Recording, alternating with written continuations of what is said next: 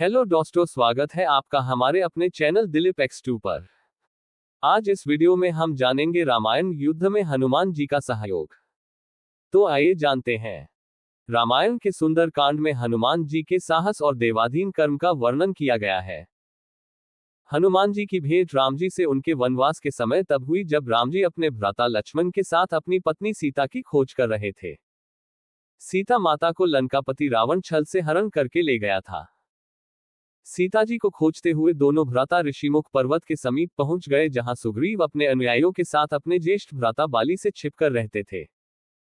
वानर राज बाली ने अपने छोटे भ्राता सुग्रीव को एक गंभीर मिथ्याबोध के चलते अपने साम्राज्य से बाहर निकाल दिया था और वो किसी भी तरह से सुग्रीव के तर्क को सुनने के लिए तैयार नहीं था। साथ ही बाली ने सुग्रीव की पत्नी को भी अपने पास बलपूर्वक रखा हुआ था। राम और लक्ष्मण को आता देख सुग्रीव ने हनुमान को उनका परिचय जानने के लिए भेजा। हनुमान एक ब्राह्मण के वेश में उनके समीप गए। हनुमान के मुख से प्रथम शब्द सुनते ही श्रीराम ने लक्ष्मण से कहा कि कोई भी बिना वेद पुराण को जाने ऐसा नहीं बोल सकता जैसा इस ब्राह्मण ने बोला। राम जी को उस ब्राह्मण के मुख, नेत्र, माथा, भौं या अन्य किसी भी शारीरिक संरचना से कुछ भी मिथ्या प्रतीत नहीं हुआ। राम जी ने लक्ष्मण से कहा कि इस ब्राह्मण के मंत्रमुग्ध उच्चारण को सुन के तो शत्रु भी अस्त्र त्याग देगा। उन्होंने ब्राह्मण की और प्रसन्नता करते हुए कहा कि वो नरेश राजा ने संकोच ही सफल होगा जिसके पास ऐसा गुप्तचर होगा। श्रीराम के मुख से इन सब बातों को सुनकर हनुमान जी ने अपना वास्तविक रूप धारण किया और श्रीराम के चरणों में नतमस्तक हो गए। श्रीराम ने उन्हें उठाकर अपने हृदय से लगा लिया। उसी दिन एक भक्त और भगवान का हनुमान और प्रभु राम के रूप में अटूट और अनश्वर मिलन हुआ। तत्पश्चात हनुमान ने श्रीराम और सुग्रीव की मित्रता करवाई। इसके पश्चात ही श्रीराम ने बाली को मारकर सुग्रीव को उनका सम्मान और गौरव वापस दिलाया और लंका युद्ध में सुग्रीव ने अपनी वानर सेना के साथ श्रीराम का सहयोग दिया। सीता माता की खोज में वानरों का एक दल दक्षिण तट पे पहुंच गया, मगर इतने विशाल सागर को लांघने का साहस किसी में भी नहीं था। स्वयं हनुमान भी बहुत चिंतित थे कि कैसे इस समस्या का समाधान निकाला जाए। उसी समय जामवंत और बाकी अन्य वानरों ने हनुमान को उनकी अद्भुत शक्तियों का स्मरण कराया। अपनी शक्तियों का स्मरण होते ही हनुमान ने अपना रूप विस्तार किया और पवन वेग से सागर को उड़ के पार करने लगे। रास्ते में उन्हें एक पर्वत मिला और उसने हनुमान से कहा कि उनके पिता का उसके ऊपर ऋण है। साथ ही उस पर्वत ने हनुमान से थोड़ा विश्राम करने का भी आग्रह किया, मगर हनुमान ने किंचित मात्र भी समय व्यर्थ न करते हुए पर्वतराज को धन्यवाद किया और आगे बढ़ चले। आगे चलकर उन्हें एक राक्षसी मिली जिसने कि उन्हें अपने मुख में घुसने की चुनौती दी। परिणामस्वरूप हनुमान ने उस राक्षसी की चुनौती को स्वीकार किया और बड़ी ही चतुराई से अति लघु रूप धारण करके राक्षसी के मुख में प्रवेश करके बाहर आ गए। अंत में उस राक्षसी ने संकोच पूर्वक ये स्वीकार किया कि वो उनकी बुद्धिमत्ता की परीक्षा ले रही थी। आखिरकार हनुमान सागर पार करके लंका पहुंचे और लंका की शोभा और सुंदरता को देखकर आश्चर्यचकित रह गए। और उनके मन में इस बात का दुख भी हुआ कि यदि रावण नहीं माना तो इतनी सुंदर लंका का सर्वनाश हो जाएगा। तत्पश्चात हनुमान ने अशोक वाटिका में सीता जी को देखा और उनको अपना परिचय बताया। साथ ही उन्होंने माता सीता को सांत्वना दी और साथ ही वापस प्रभु श्रीराम के पास साथ चलने का आग्रह भी किया, मगर माता सीता ने ये कहकर अस्वीकार कर दिया कि ऐसा होने पर श्रीराम के पुरुषार्थ को ठेस पहुंचेगी। हनुमान ने माता सीता को प्रभु श्रीराम के संदेश का ऐसे वर्णन किया जैसे कोई महान ज्ञानी लोगों को ईश्वर की महानता के बारे में बताता है। माता सीता से मिलने के पश्चात हनुमान प्रतिशोध लेने के लिए लंका को तहस नहस करने लगे। उनको बंदी बनाने के लिए रावण पुत्र मेघनाद इंद्रजीत ने ब्रह्मास्त्र का प्रयोग किया। ब्रह्मा जी का सम्मान करते हुए हनुमान ने स्वयं को ब्रह्मास्त्र के बंधन में बंधने दिया। साथ ही उन्होंने विचार किया कि इस अवसर का लाभ उठाकर वो लंका के विख्यात रावण से मिल भी लेंगे और उसकी शक्ति का अनुमान भी लगा लेंगे। इन्हीं सब बातों को सोचकर हनुमान ने स्वयं को रावण के समक्ष बंदी बनकर उपस्थित होने दिया। जब उन्हें रावण के समक्ष लाया गया तो उन्होंने रावण को प्रभु श्रीराम का चेतावनी भरा संदेश सुनाया और साथ ही ये भी कहा कि यदि रावण माता सीता को आदर पूर्वक प्रभु श्रीराम को लौटा देगा तो प्रभु उसे क्षमा कर देंगे। क्रोध में आकर रावण ने हनुमान को मृत्युदंड देने का आदेश दिया, मगर रावण के छोटे भाई विभीषण ने ये कहकर बीच बचाव किया कि एक दूत को मारना आचार संहिता के विपरीत है। ये सुनकर रावण ने हनुमान की पूंछ में आग लगाने का आदेश दिया। जब रावण के सैनिक हनुमान की पूंछ में कपड़ा लपेट रहे थे तब हनुमान ने अपनी पूंछ को खूब लंबा कर लिया और सैनिकों को कुछ समय तक परेशान करने के पश्चात पूंछ में आग लगाने का अवसर दे दिया। पूंछ में आग लगते ही हनुमान ने बंधन मुक्त होकर लंका को जलाना शुरू कर दिया और अंत में पूंछ में लगी आग को समुद्र में बुझाकर वापस प्रभु श्रीराम के पास आ गए।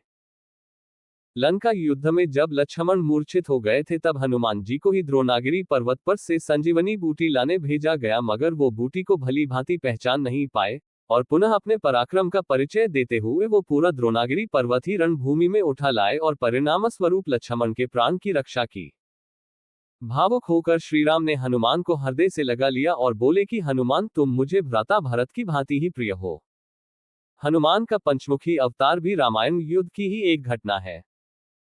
अहिरावण जो कि काले जादू का ज्ञाता था, उसने राम और लक्ष्मण का सोते समय हरण कर लिया और उन्हें विमोहित करके पाताल लोक में ले गया। उनकी खोज में हनुमान भी पाताललोक पहुंच गए। पाताल लोक के मुख्य द्वार एक युवा प्राणी मकरध्वज पहरा देता था, जिसका आधा शरीर मछली का और आधा शरीर वानर का था। मकरध्वज के जन्म की कथा भी बहुत रोचक है।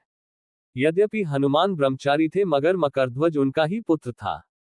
लंका दहन के पश्चात जब हनुमान पूंछ में लगी आग को बुझाने समुद्र में गए तो उनके पसीने की बूंद समुद्र में गिर गई। उस बूंद को एक मछली ने पी लिया और वो गर्भवती हो गई। इस बात का पता तब चला जब उस मछली को अहिरावण की रसोई में लाया गया। मछली के पेट में से जीवित बचे उस विचित्र प्राणी को निकाला गया। अहिरवण ने उसे पालकर बड़ा किया और उसे पातालपुरी के द्वार का रक्षक बना दिया। हनुमान इन सभी बातों से अनभिज्ञ थे। यद्यपि मकरध्वज को पता था कि हनुमान उसके पिता हैं, मगर वो उन्हें पहचान नहीं पाया क्योंकि उसने पहले कभी उन्हें देखा नहीं था। जब हनुमान ने अपना परिचय दिया तो वो जान गया कि ये मेरे पिता हैं, मगर फिर भी उसने हनुमान के साथ युद्ध करने का निश्चय किया क्योंकि पातालपुरी के द्वार की रक्षा करना उसका प्रथम कर्तव्य था। हनुमान ने बड़ी आसानी से उसे अपने अधीन कर लिया और पातालपुरी के मुख्य द्वार पर बांध दिया।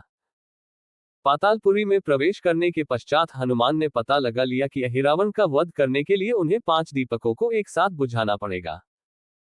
अतः उन्होंने पंचमुखी अवतार श्री वराह, श्री नरसिम्हा, श्री गरुण, श्री हयग्रीव और स्वयं धारण किया और एक साथ में 5 दीपकों को बुझाकर अहिरावण का अंत किया। अहिरावण का वध होने के पश्चात हनुमान ने प्रभु श्रीराम के आदेशानुसार मकरध्वज को पातालपुरी का नरेश बना दिया। युद्ध समाप्त होने के साथ ही श्रीराम का 14 वर्ष का वनवास भी समाप्त हो चला था। तभी श्रीराम को स्मरण हुआ कि यदि वो वनवास समाप्त होने के साथ ही अयोध्या नहीं पहुंचे तो भरत अपने प्राण त्याग देंगे। साथ ही उनको इस बात का भी आभास हुआ कि उन्हें वहां वापस जाने में अंतिम दिन से थोड़ा विलंब हो जाएगा। इस बात को सोचकर श्रीराम चिंतित थे, मगर हनुमान ने अयोध्या जाकर श्रीराम के आने की जानकारी दी और भरत के प्राण बचाकर श्रीराम को चिंता मुक्त किया। अयोध्या में राज्याभिषेक होने के बाद प्रभु श्रीराम ने उन सभी को सम्मानित करने का निर्णय लिया जिन्होंने लंका युद्ध में रावण को पराजित करने में उनकी सहायता की थी।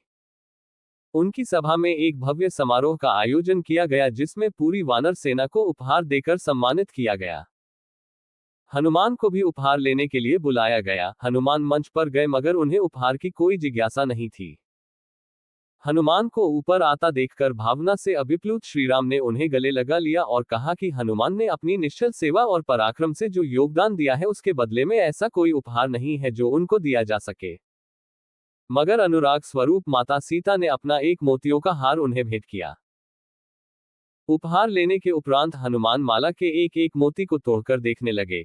ये देखकर सभा में उपस्थित सदस्यों ने उनसे इसका कारण पूछा तो हनुमान ने कहा कि वो ये देख रहे हैं मोतियों के अंदर उनके प्रभु श्रीराम और माता सीता हैं कि नहीं, क्योंकि यदि वो इनमें नहीं है तो इस हार का उनके लिए कोई मूल्य नहीं है। ये सुनकर कुछ लोगों ने कहा कि हनुमान के मन में प्रभु श्रीराम और माता सीता के लिए उतना प्रेम नहीं है जितना कि उन्हें लगता है। इतना सुनते ही हनुमान ने अपनी छाती चीर के लोगों को दिखाए और सभी ये देखकर स्तब्ध रह गए कि वास्तव में उनके हृदय में प्रभु श्रीराम और माता सीता की छवि विद्यमान थी। अगर यह वीडियो आपको पसंद आए हो तो हमें लाइक, कमेंट और सब्सक्राइब जरूर करें। मिलते हैं अगले इसी तरह की रहस्यमय वीडियोज में। मैं आपका दोस्त दिलीप सुथार।